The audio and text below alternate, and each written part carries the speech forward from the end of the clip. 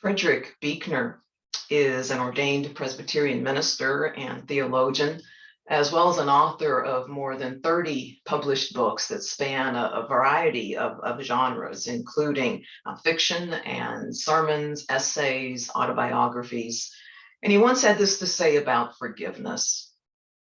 When somebody you've wronged forgives you, you're spared the dull and self-diminishing throb of a guilty conscience. When you forgive someone who has wronged you, you're spared the dismal corrosion of bitterness and wounded pride. For both parties, forgiveness means the freedom again to be at peace inside their own skins and to be glad in each other's presence. If I ever wanted a more divergent choice of how I could experience life or choose to experience life, those three sentences really give me the opportunity. Because on the one hand, I could choose experiences that would include things like self-diminishing throbs, a guilty conscience, the dismal corrosion of bitterness and wounded pride. And on the other hand, I could choose experiences that would include freedom and peace and gladness. It wasn't the most joyful moment for me when thinking back as to how many times my initial response to having hurt someone or being hurt by someone else, and remembering how often I chose to exist in that first grouping of choices. And thankfully, and I believe it's due in large part because of the work I've done with forgiveness over the years that have since passed, I was able to quickly release that thought and get my joy reinstated. But both the memories from the past and how I tried to live today in matters of conflict or disagreement provided a bit of a blueprint for our topic of today, which is forgiveness. There are any number of definitions that you could apply to that word forgiveness. If you just take the standard dictionary definition, it's basically when we stop feeling angry, we stop feeling resentful towards someone that we consider to be an offender in some way.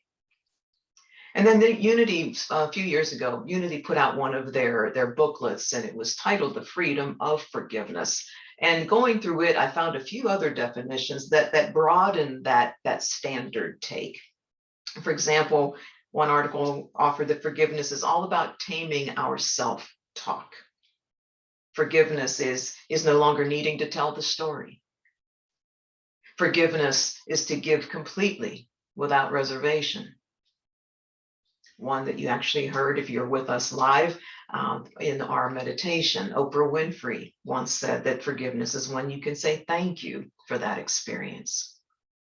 Those definitions seem to broaden the what of forgiveness and add some ingredients as to how we can get there.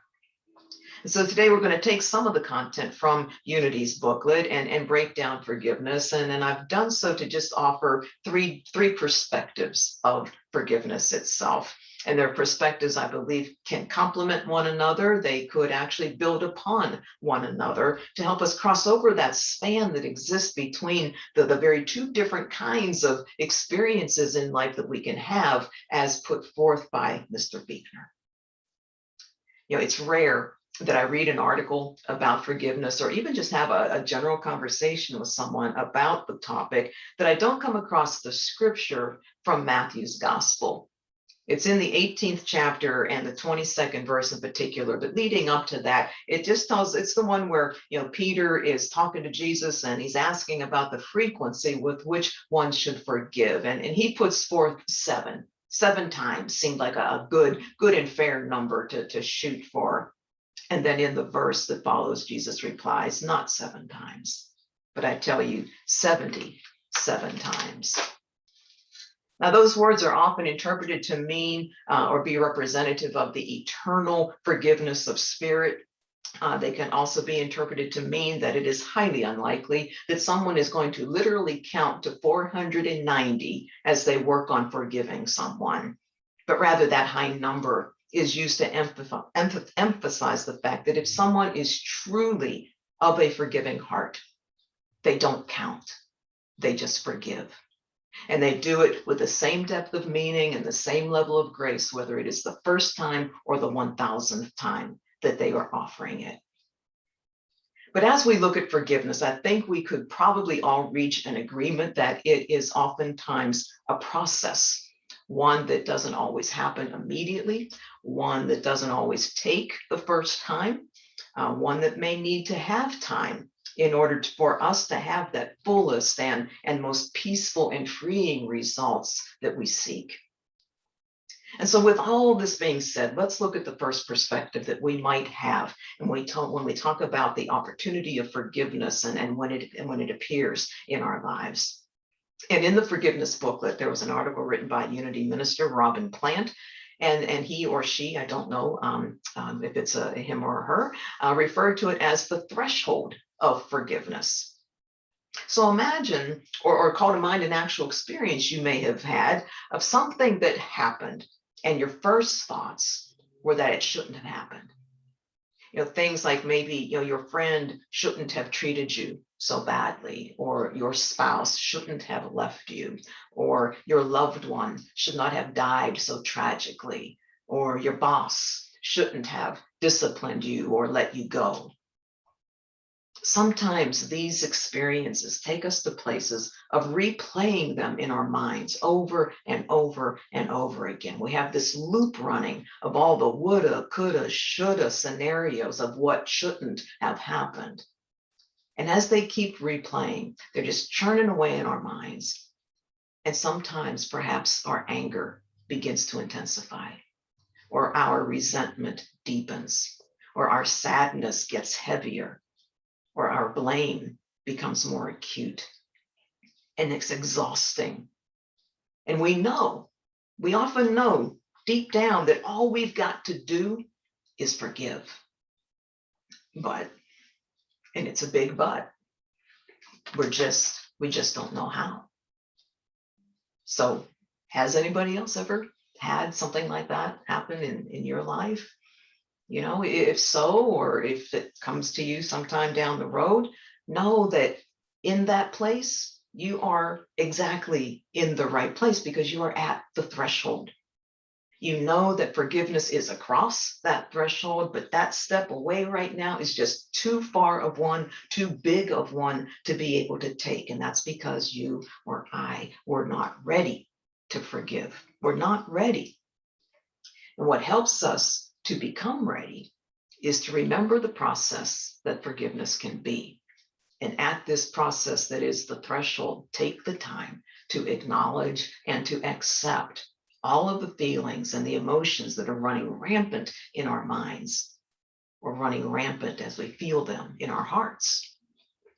And how we approach our acknowledgement and acceptance is an important element of eventually crossing over that threshold. So one thing we want to keep in mind, I'm sure many, if not all of you, have heard this said at one time or another, and that is the saying that what we resist persists, right? What we resist persists. So we got to give those feelings the space to be. We need to give them a voice. Don't bottle them up. Don't expend your energy trying to repress them.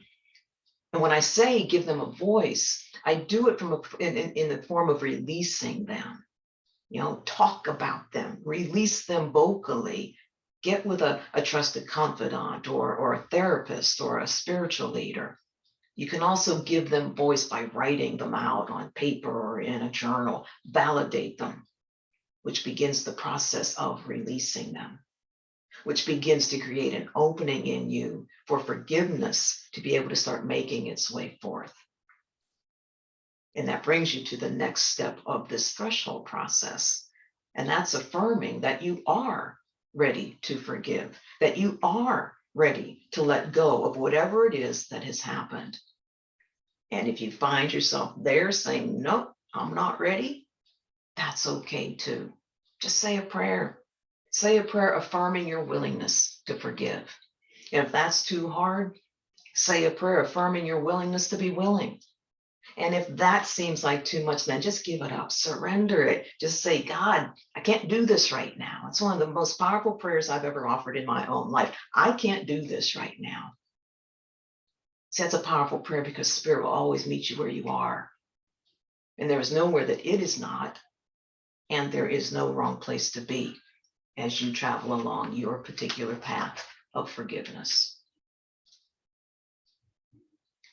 A second perspective that we can have around forgiveness is one of becoming aware of the fact that forgiveness can change its shape, if you will, as we move through our process of it. It may look one way to us when we first start out, and we just want to remain alert to the possibility that it might morph or change as we move towards it. And this idea brought to mind for me something from my own life when this occurred, actually. I obviously didn't know it at the time. And it was also an experience that supports one of the definitions I shared earlier about forgiveness meaning no longer needing to tell the story. And we go back 19 years, early 2002. That's when my then husband and I separated, and shortly thereafter, I filed for divorce. And even though there was plenty of anger and upset and all of that between the two of us, I was determined to do all I could to keep my two sons out of the divorce process. When I moved into an apartment, I did not ask for their help. When they came to visit or we would get together to go out or do whatever, I never said a negative thing about their dad. And even when they would come to me and share some challenges they were having with their father, I always encouraged them to stick with it, encouraged them to continue trying to work through it with him. And I felt pretty good about what I had chosen to do until I didn't. And about like 3 years later, 3 years after the divorce, I've just felt this increasing level of very uncomfortable, very upsetting feelings, and I couldn't name them. I had no idea what they were. And so I went to see one of the ministers at my church, and she was someone who, when you would share something like this with her, she would usually just kind of lean back in her chair and look at you with this little smile, twinkle in her eyes, saying, "Well, so would you like to work on that?" And so our work together enabled me to name those feelings. And basically, it was all just one: guilt. Guilt. You see, for all that I did to protect my sons, to shield them, to try to protect their relationship as well with their father during the divorce process, I neglected to tell them a very huge part of my story. And what I was realizing now was 3 years later, was the amount of guilt I was carrying, had been suppressing around my decision to separate and divorce. Guilt about being the one who broke up the family and wrecked the family home and moved out, and on and on and on. Guilt about not sharing with my kids at that time how hard those decisions were for me to make, and how much my heart was breaking at all that was happening around us. Guilt for anything I may have said or done or not done that confused them or hurt them or made them feel unwanted in any way. And I so needed their forgiveness, and I asked them for it. And they had none to offer, because they both said it wasn't needed.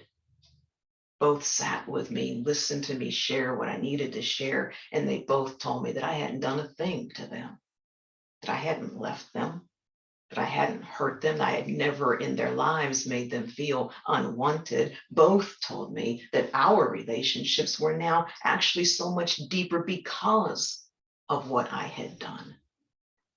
And both led me to realize that I was seeking forgiveness from the wrong people, that I hadn't been seeing it clearly, but now I could see that it had taken on different shape over those 3 years. See, the person I really needed forgiveness from was myself.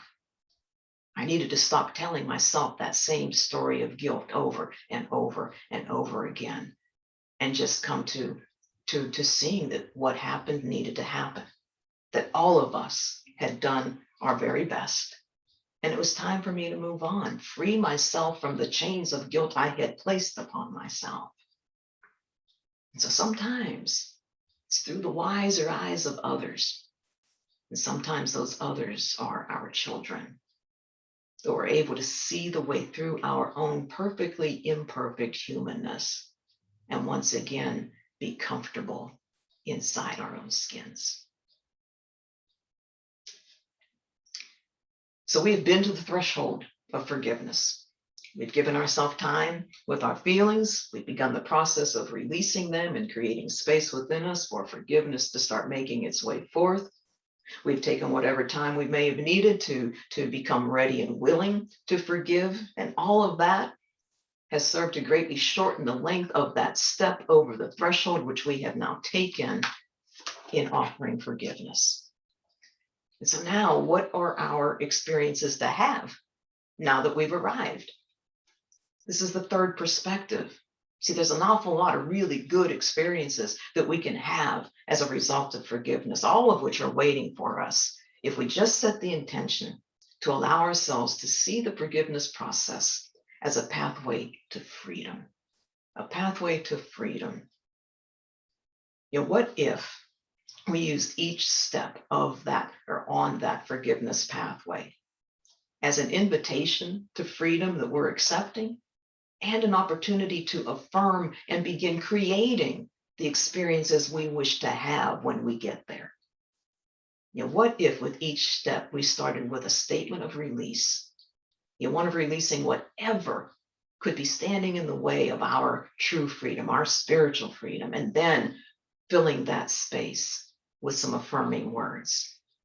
You know, for example, what if we started out with, I release all grudges and anger and sadness and embrace the energies of peace and gratitude and wonder. Or I let go of blame and know peace in the present and have faith for the future. Or I set aside all thoughts of struggle and pain and embrace the power to create from the beauty of life. I release all thoughts of separation and express my willingness to follow the guidance of spirit. I let go of past hurts and experience healing at every level. All of those and more like them, they do not allow any space for blame. They do not allow any space for the thought or the belief that life happens to us. They only allow space for that which supports the spiritual truth that life happens through us. And we have been given the power of release in order that we can bring forth and use the power of our freedom to determine the life we wish to live. Archbishop Emeritus Desmond Tutu once said, forgiveness says that you're given another chance to have a new beginning. You're given another chance to have a new beginning. In our world today, there are so many opportunities to add to the presence and the power of forgiveness. There are so many opportunities to bring forth new beginnings that are being called for, that are so badly needed. Just think about all the places where reconciliation is being called for today. All of the places where we are being called to see the Christ in people, no matter how angry, no matter how even outraged we might be. Perhaps in our homes, our workplaces, our world, even with our relationship with the earth. Lots of opportunities to offer and to ask for forgiveness, so much more freedom yet to be experienced. Thinking of forgiveness from that perspective, it might seem like it would take a multitude of miracles to affect any kind of change that could even be seen. But have faith, because miracles are possible. World War II ended in 1945 after the United States dropped 2 atomic bombs on Japan. And after those bombings, scientists predicted that nothing would grow in those areas for decades. It would take decades for any kind of life to be seen. However, plants did begin to grow, and very quickly at that. But more astonishing than that was the fact that there was one slender sapling that actually survived the bombing at Nagasaki. And it is now a giant tree that brings forth new leaves every year. Now, halfway around the globe, in the jungles of Africa, naturalist Jane Goodall carried a leaf from that one tree in Nagasaki as she did her work with the chimpanzees in Tanzania. She saw that leaf that she carried with her as a symbol of nature's resilience, and it filled her with hope.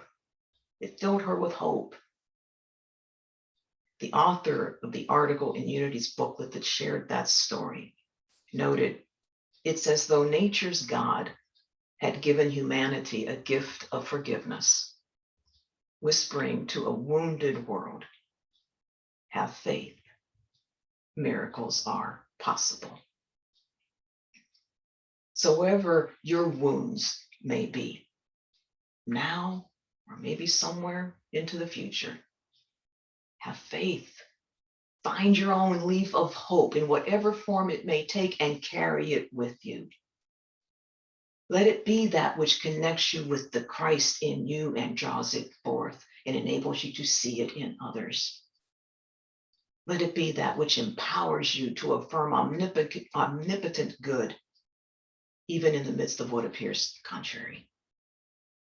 And let it be the catalyst for forgiveness and transformation in your life, in others' lives, in this world, and with our planet.